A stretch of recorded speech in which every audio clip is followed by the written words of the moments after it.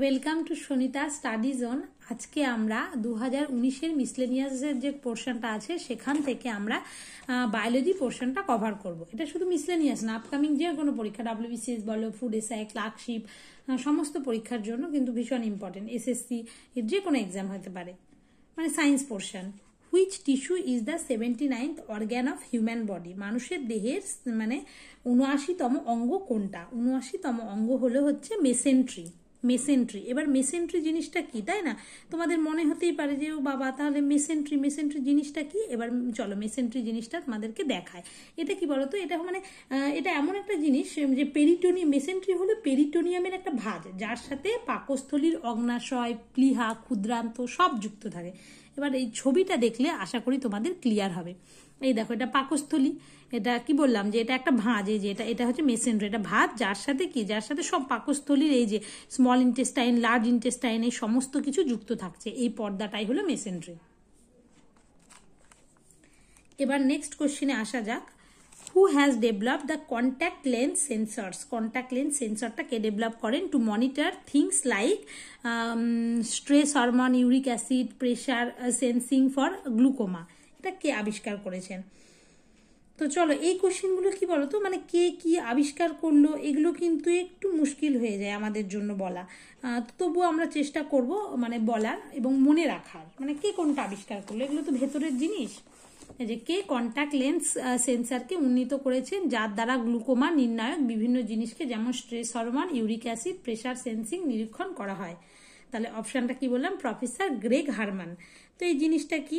Professor Greg Harman has been involved in the development of contact lens sensors for health monitoring, মানুষের হেলথটাকে monitor করার জন্য।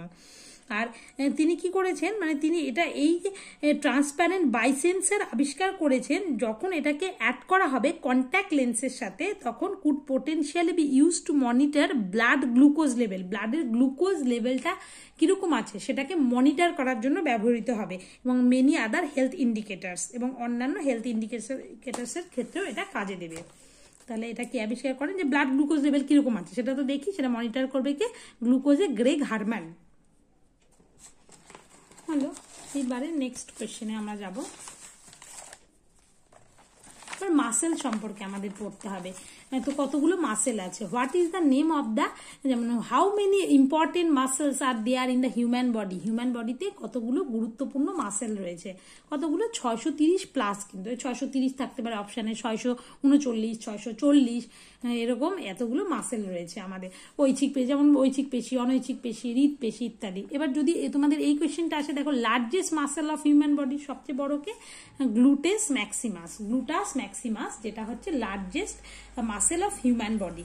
তো এই যে গ্লুটাস ম্যাক্সিমাস, সেই গ্লুটাস ম্যাক্সিমাসটা কিরকম হয়, তাই না? তোমাদের এই পিকচারটা দেখলে আমার মনে হয় সুবিধা হবে। তো গ্লুটাস ম্যাক্সিমাসটা মানে এই যে এটা হচ্ছে ব্যাক অফ দ্য হিপ, আমাদের হিপের পেছনের দিকে থাকে হচ্ছে গ্লুটাস ম্যাক্সিমাস।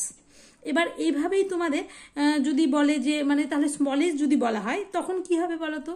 যদি বলতেই পারে যে largest muscle of human body maximum জিনিস সেটাই লার্জেস্ট হয়, তাই গ্লুটাস ম্যাক্সিমাস থাই মেনলি বা ব্যাক অফ দ্য হিপ সেখানে যুক্ত থাকে। এই দেখো গ্লুটাস ম্যাক্সিমাস দেখাতে বললে পরে এই যে তোমাদেরকে দেখায়, তাহলে সুবিধা হবে। এইটাই হচ্ছে গ্লুটাস ম্যাক্সিমাস, দেখতে পাচ্ছ? এই যে যেটা তোমাকে কি সিঁড়িতে ওঠানামা করছো, তোমার শরীরের সমস্ত ভর এই তো বহন করছে না, এটা হচ্ছে খুব শক্তিশালীও কিন্তু। Largest muscle of human body হলো। এবারে যদি আমাকে বলে যে smallest muscle of human body কি, স্মলেস্টটা কি, তাহলে সেটাও তো বলতে পারে যে স্মলেস্ট মাসেলটা কি, যেটা তোমরা সবাই জানো যে স্টেপিস হার্ট, যেটা সবচেয়ে ছোট স্টেপিডিয়াস মাসেল, সেটা হচ্ছে স্মলেস্ট মাসেল, যেটা মিডিল ইয়ার বা মধ্যকর্ণে অবস্থিত, সেটাই। দেখো পরের কোয়েশ্চেনে এটা আছে, দেখেছো? মানে এই আমি কিন্তু কোয়েশ্চেনটা যদি নাও আসতো যে what is the name of the smallest muscle in the human body, এই কোয়েশ্চেনটা যদি নাও আসতো তাও কিন্তু আমি এই কোয়েশ্চেনটা করাতাম যে লার্জেস্ট কোনটা, স্মলেস্ট কোনটা। কিন্তু পরের কোয়েশ্চেনই দেখো এটা চলে এসেছে।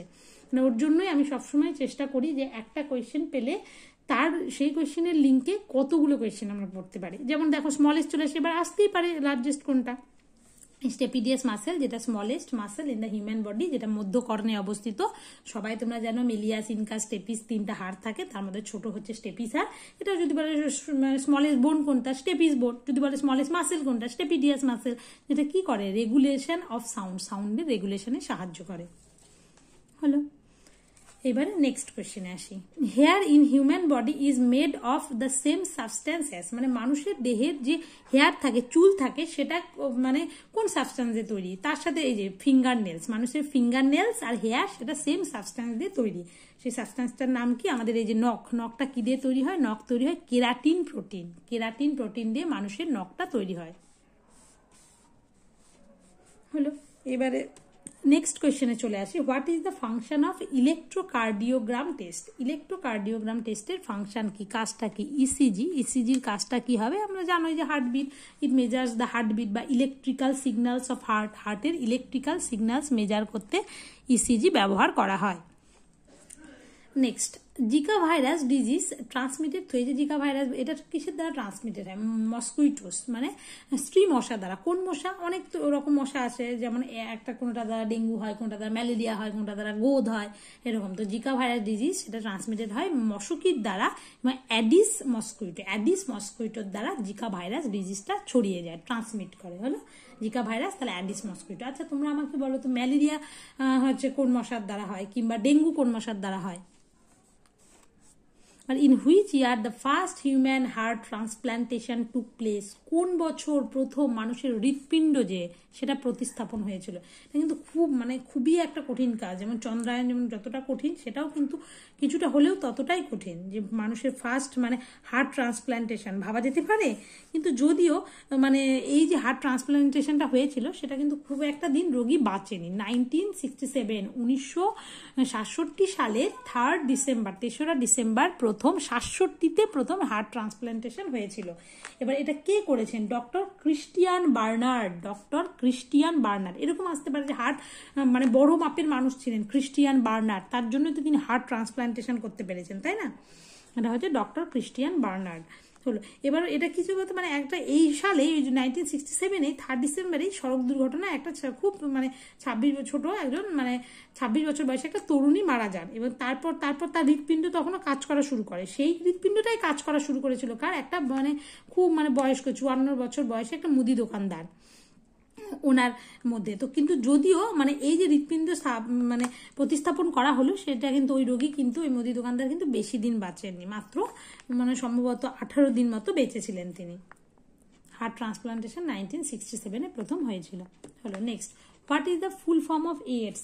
এইডস এর ফুল ফর্ম কি? এইডস মানে কি তোমরা সবাই জানো। এইডস এর ফুল ফর্ম কি? অ্যাকোয়ার্ড ইমিউনো ডেফিসিয়েন্সি সিনড্রোম, এটা এইডস এর ফুল ফর্ম। এবার এইডস সম্পর্কে বলতে গেলে অনেক কথা। এইডসটা যে ছড়ায় সেটা HIV ভাইরাসের দ্বারা, সেটা জানো তোমরা সবাই। তাহলে এইচআইভির ফুল ফর্ম কি সেটা আমাকে বলো তো। এইচআইভির ফুল ফর্ম হচ্ছে human immuno deficiency virus. HIV দ্বারা যে এইচআইভি ভাইরাসের দ্বারা এইডস রোগটা ছড়ায়। আর এইচআইভি, তাহলে এটা এই যে ভাইরাসটা এইচআইভি ভাইরাস, এটা কি রকমের ভাইরাস? আরএনএ না ডিএনএ? এটা হচ্ছে আরএনএ ভাইরাস। এবার এরকম কোয়েশ্চেন আসতে পারে, আমি প্রথমে কোয়েশ্চেনগুলো আলোচনা করছি। কি কোয়েশ্চেন আসতে পারে? এরকম কোয়েশ্চেন আসতে পারে যে এই যে এইডস রোগটা হয়, সেটা কোন টেস্ট দ্বারা সেটাকে কোন টেস্ট করা হয়? এর জন্য এলাইজা টেস্ট করা হয় বা এলিসা টেস্ট, তোমরা যাই বলো না কেন, সেই টেস্ট করা হয় এইডস এর জন্য।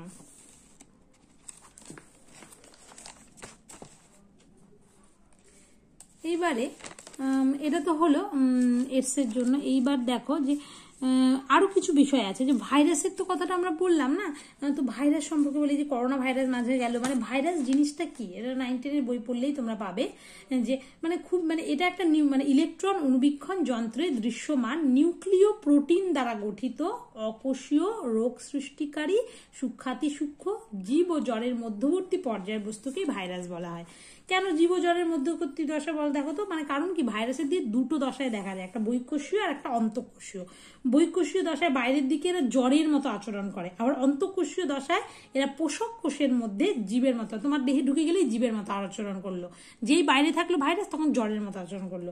ওর জন্যই বলা হয় জীব জ্বরের মধ্যবর্তী পর্যায়ের বস্তু। অকোষীয়, কারণ ভাইরাসের দিয়ে সাইটোপ্লাজম, কোষ অঙ্গাণু, নিউক্লিয়াস ইত্যাদি থাকে না, তাই অকোষীয়। এই আর কি। আর হচ্ছে আরেকটা জিনিস, নিউক্লিয় প্রোটিন দ্বারা গঠিত। এবার ভাইরাস যদি বলা হয়, তাহলে এই যেমন আমি বললাম এইচআইভি, যেটা এইচআইভি ভাইরাস, সেটা কি রকমের ভাইরাস? RNA virus. এই যে আরএনএ ভাইরাস হচ্ছে এইচআইভি ভাইরাস। এইবারে তোমার মানে এরকম বলতেই পারে যে এখানে আরএনএ ডিএনএ দুটো দিয়েই তৈরি হবে না, কিন্তু যে কোনো একটা, এটা আরএনএ ভাইরাস হলো, যে কোনো একটা নিউক্লিয় প্রোটিন দ্বারা গঠিত হবে। আর ভাইরাসের তোমার যদি গঠন দেখো, এই দেখো, তাহলে বুঝতে পারবে ভাইরাসের গঠনটা কিরকম। এই যে দেখতে পাচ্ছ ভাইরাসের গঠন, এই ভেতরের দিকে নিউক্লিক অ্যাসিড আছে। নিউক্লিক অ্যাসিড মানে কি, হয় ডিএনএ থাকবে, না হলে আরএনএ থাকবে। তার উপর একটা এই দেখো প্রোটিন টাইপের আছে, প্রোটিনের আবরণ, ক্যাপসিড। ক্যাপসিড কাকে বলে, ভাইরাসের ওপরে যে প্রোটিনের আবরণ সেটাকে বলা হয় ক্যাপসিড। তারপর দেখছো উপরে একটা এনভেলাপ আছে। এই টাইপের ভাইরাসের গঠন হয়, এক একটা দেখতে এক এক রকম হয়। এবার তো বললাম যে ভাইরাসের কোর অংশটি যেটা দেখালাম সেটা হচ্ছে ডিএনএ অথবা আরএনএ, যে কোনো এক রকমের নিউক্লিক অ্যাসিড দ্বারা গঠিত হলো। এবারে যদি বলে আরেকটা আসে যে ভাইরাসের যেটা মেন হচ্ছে সংক্রমণটা ঘটায়, সেই সংক্রমণযোগ্য ভাইরাস একক কি, ভিরিয়ন বলে। ভিরিয়ন কি সেটা আসে, ক্যাপসিড কি সেটা আসে, এই আর কি। আর এর সম্পর্কে তোমাকে তো বললামই যে এটা আরএনএ ভাইরাস, এছাড়া ইনফ্লুয়েঞ্জা ভাইরাস আছে, করোনা। তোমরা আমাকে বলো তো করোনা ভাইরাস কি রকমের ভাইরাস, ডিএনএ নাকি আরএনএ ভাইরাস? এবারে নেক্সট কোয়েশ্চেনে আমরা চলে যাব, সেটা হলো distorted vision astigmatism can be corrected by using which one of the following lenses. এই যে অ্যাস্টিগমাটিজম মানে ডিস্টর্টেড ভিশন যেটা, সেটাকে আমরা কারেক্ট করতে পারি কোন রকমের লেন্স ব্যবহারের মাধ্যমে। এটা কিন্তু ভীষণ একটা মানে ইম্পর্টেন্ট একটা জিনিস। এটার ক্ষেত্রে কি হয় বলতো, মানে এই যে মানে ফোকাসটা যেটা হচ্ছে মানে আমাদের যে অ্যাস্টিগমাটিজমের ক্ষেত্রে, তখন সেক্ষেত্রে কিছু দুটো বিন্দুতে, মানে তোমাদেরকে যদি আমি দেখাই তাহলে তোমাদের হয়তো জিনিসটা ক্লিয়ার হবে। এই যে এখানে দেখতে পাচ্ছ, সাধারণ এই যে নর্মাল যখন ভিশন হচ্ছে সেক্ষেত্রে কিছু লাইটটা যখন যাচ্ছে ফোকাল পয়েন্ট কিন্তু একটা হচ্ছে, একটাই ফোকাল পয়েন্ট। তো যখন অ্যাস্টিগমাটিজম হচ্ছে সেক্ষেত্রে কি হচ্ছে, এই দেখো এই যে যা গেল লাইটটা ফোকাল, এখানেও আবার এখানেও ফোকাল পয়েন্টটা দুটো হয়ে যাচ্ছে, এটা একটা এটা একটা, দুটো ফোকাল পয়েন্ট। তার ফলে কি হচ্ছে, এটাই হচ্ছে অ্যাস্টিগমাটিজম। ওর জন্য ডিস্টর্টেড ভিশন হয় এক্ষেত্রে। একটা ফোকাল পয়েন্ট ছিল কিন্তু এখানে দুটো ফোকাল পয়েন্ট। আশা করি তোমাদের ক্লিয়ার হলো বিষয়টা। এবারে তো এর ক্ষেত্রে তো আমরা বললাম অ্যাস্টিগমাটিজমের ক্ষেত্রে সিলিন্ড্রিক্যাল লেন্স ব্যবহার করব, সিলিন্ড্রিক্যাল লেন্স হলো। এবারে যদি আচ্ছা তাহলে কনকেভ লেন্স ব্যবহার করা হয়, সেটা কি ক্ষেত্রে ব্যবহার করা হয়, তাহলে সেটাও তোমাদের কোয়েশ্চেন মানে মনে হতে পারে যে তাহলে আমরা কনকেভ লেন্সটা যেটা আছে তো সেটা কিসের ক্ষেত্রে ব্যবহার। আমার হচ্ছে মায়োপিয়া আছে, মানে নিয়ার সাইটনেস, মানে আমি কাছের জিনিস দেখতে পাই কিন্তু দূরের জিনিস দেখতে পাই না, তো সেক্ষেত্রে কনকেভ লেন্স। তো কনকেভ লেন্স কিসের ক্ষেত্রে ব্যবহার করা হয়, সেটা হচ্ছে মায়োপিয়া। এটা কিন্তু ভীষণ ইম্পর্টেন্ট, এটা আসে, এটাই বেশি আসে। মায়োপিয়ার ক্ষেত্রে আমরা কনকেভ লেন্স ব্যবহার করে থাকি। এবার যদি বলা হয় কনকেভ লেন্স হলো, এবার কনভেক্স লেন্স সেটা কিসের ক্ষেত্রে ব্যবহার করি, সেটা ব্যবহার করি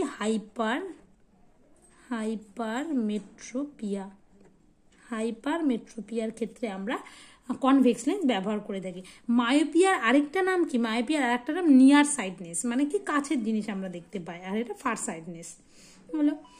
তো এইবার দেখো, এইবারে আমাদেরকে আর একটা থাকতে হবে, সেটা হচ্ছে মানে এই বিষয়গুলো কিন্তু জানতে হবে যে কোনটা মানে এই যে কনকেভ লেন্সের ক্ষেত্রে কেন ব্যবহার করছি মায়োপিয়ার, এই বিষয়টা কি। তো এই দেখো, এই জিনিসটা দেখলে আশা করি তোমাদের ক্লিয়ার হবে। এটা দেখো নর্মাল ভিশনের ক্ষেত্রে ইমেজটা কোথায় তৈরি হচ্ছে দেখতে পাচ্ছ, এই যে লাইট এসে পৌঁছালেও এই ইমেজটা রেটিনার উপরই তৈরি হচ্ছে, এটা নর্মাল, যাদের চোখে কোনো ডিফেক্ট নেই। তো যখন আমরা মায়োপিয়ার ক্ষেত্রে দেখতে যাবো, যেমন আমার ক্ষেত্রে কি হয়, সেক্ষেত্রে যখন এসে লাইটটা পড়বে, লাইটটা কি রেটিনার সামনের দিকে, মানে যে লাইটটা পড়ছো যে ইমেজটা তৈরি হবে প্রতিবিম্বটা, সেটা কিন্তু রেটিনার সামনের দিকে তৈরি হচ্ছে। এই দেখো, image formed in front of রেটিনার সামনের দিকে ইমেজ তৈরি হচ্ছে মায়োপিয়ার ক্ষেত্রে, যেটা আমার প্রবলেম, আমার দূরে দেখতে সমস্যা হয়, সেক্ষেত্রে আমি কনকেভ লেন্স ব্যবহার করি।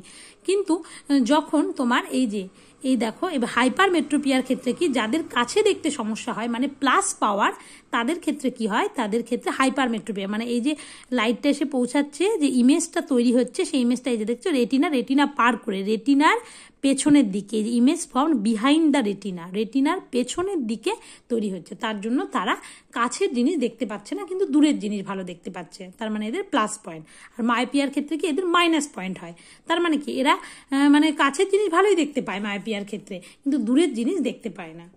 আশা করি তোমাদের এবার কনসেপ্টটা ক্লিয়ার হলো। এবার হোয়াট ইজ অ্যানজিওগ্রাম? অ্যানজিওগ্রাম বিষয়টি কি? এটা একটা মেডিকেল ডায়াগনস্টিক টেস্ট। এটা to identify blocked or narrowed blood vessel. Blood ভেসেলটার যদি কোনো অ্যাবনর্মালিটি থাকে তো সেটা ক্ষেত্রে পরীক্ষা করার জন্য আমাদের অ্যানজিওগ্রাম টেস্ট ব্যবহার করা হয়।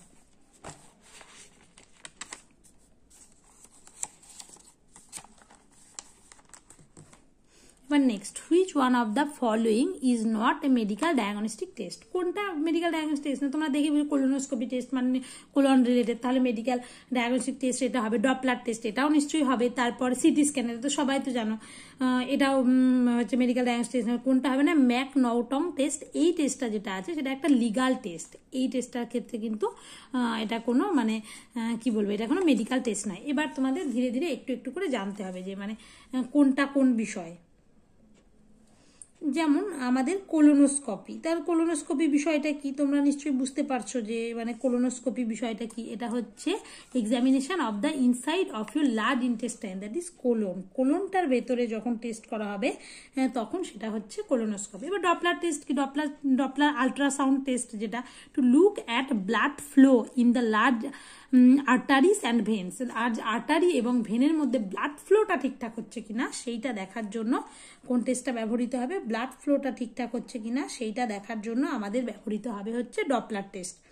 হলো, এই দেখো, and veins in the arms and legs, হাতে পায়ের ভেন এবং আর্টারিতে ব্লাড ফ্লো ঠিকঠাক হচ্ছে কিনা, তো সেইটা দেখার জন্য কি ব্যবহৃত হবে? সেটা দেখার জন্য ব্যবহৃত হবে আমাদের ডপলার টেস্ট। এবার নেক্সট টেস্টে আসা যাক, মানে সিটি স্ক্যান। তো সিটি স্ক্যানের মানে ফুল ফর্ম কি সেটাও আমাদের জানতে হবে। সিটি মানে কম্পিউটেড টোমোগ্রাফি টেস্ট, তাহলে computed tomography scan. CT scan জানতে তোমরা? ফুল ফর্ম আমাকে জানাও তো, আমিও জানতাম না। কম্পিউটেড টোমোগ্রাফি স্ক্যান হচ্ছে সিটি স্ক্যানের ফুল ফর্ম। হলো, তো এটা কি? To identify injury or disease of organs, মানে কোনো কারণে অ্যাক্সিডেন্ট হলো, এটা হলো, তখন সেক্ষেত্রে তো সিটি স্ক্যান ইউজ করা, যে ভেতরে কোনো মানে কিছু ড্যামেজ হয়েছে কিনা সেটা দেখার জন্য। MCNAUGH নটং টেস্ট, এটা আমিও ঠিকমতো উচ্চারণ করতে পারছি না, তো সেই টেস্টটা আমি কোনোদিন নামই শুনিনি। এই টেস্টটা কি? এটা হচ্ছে একটা লিগাল টেস্ট, এটা মেডিকেল টেস্ট না। এটা ইউজ করা হয় কোর্টে to evaluate a defendant's plea of insanity. এক্ষেত্রে এটা ব্যবহার করা, মানে লিগাল টেস্ট এটাকে বলতে পারো তোমরা, আইনি ক্ষেত্রে। তো হলো, এইবারে নেক্সট কোয়েশ্চেন যেটা বায়োলজির আছে, who has been consider the universal blood donor person? কে ইউনিভার্সাল ব্লাড ডোনার কাকে বলা হয়? মানে সবাইকে রক্ত দিতে পারবে, ও গ্রুপ হয় না, সার্বজনীন দাতা বলা হয় ও গ্রুপকে, সবাইকে রক্ত দিতে পারবে। আর তাহলে কি মানে সার্বজনীন গ্রহীতা কাকে বলা হয়? ইউনিভার্সাল রেসিপিয়েন্ট, সেটা বলা হয় এবি ব্লাড গ্রুপকে সার্বজনীন গ্রহীতা বলা হয়, এবি ব্লাড গ্রুপ। হলো, এবার oral glucose tolerance test is used for determining, কি ডিটারমাইন করার জন্য oral glucose tolerance test use করা হয়? গ্লুকোজ মানে বুঝতে পারছো, গ্লুকোজ লেভেলটা ঠিক আছে কিনা সেটার জন্য, ব্লাড সুগার দেখার জন্য ব্যবহার করা হয়। আর হচ্ছে অফেন ইউজ করা হয় যে ইউজ টু ডায়াগনোস ডায়াবেটিসটা হয়েছে কিনা সেটার জন্য ওরাল গ্লুকোজ টেস্টটা করা হয়ে থাকে মাঝে মাঝে। হলো, এইবারে যদি বলে ব্লাড প্রেশার, তাহলে ব্লাড প্রেশার যে মাপে বুকে একটা ধরে, ওইটা কোন যন্ত্রের সাহায্যে বলো তো? স্ফিগমোম্যানোমিটার। এটা অনেক সময় আসে যে blood pressure is measured by sphygmomanometer. স্ফিগমোম্যানোমিটারের মাধ্যমে ব্লাড প্রেশার মেজার করা হয়। আর এখান থেকে আরেকটা কোয়েশ্চেন আছে, সেটা হচ্ছে ওই যে মানে তোমাদের ওই রিলেটেড যে ব্লাড গ্রুপ রিলেটেড, যে ব্লাড গ্রুপটা প্রথম কে আবিষ্কার করেছেন? এটা কিন্তু ভীষণ ইম্পর্টেন্ট একটা কোয়েশ্চেন। ব্লাড গ্রুপ কে প্রথম আবিষ্কার করেছেন বলো তো? ব্লাড গ্রুপ প্রথম আবিষ্কার করেছেন Karl Landsteiner. ABO blood group, discovery of ABO blood group, Karl Landsteiner. এই কোয়েশ্চেনটা ভীষণ ইম্পর্টেন্ট। তো আজকের মতো বায়োলজি কোয়েশ্চেন এখানেই শেষ হয়ে গেল। তোমরা দেখতেই পাচ্ছ যে বায়োলজিতে কিন্তু অনেকগুলো কোয়েশ্চেন মতো এসেছে, অনেকটাই কোয়েশ্চেন আসে মানে বায়োলজি থেকে, দেখতে পাচ্ছি 12-13টা মতো, কখনো 10টা, 12টা, 13টা। তো বায়োলজিটা ভালো মতো পড়তে হবে। আর আশা করি তোমাদের ভিডিওটা ভালো লাগবে। আর যদি ভালো লাগে একটা লাইক করবে, কমেন্ট করবে, শেয়ার করবে, আর অবশ্যই চ্যানেলটি সাবস্ক্রাইব করবে। ধন্যবাদ।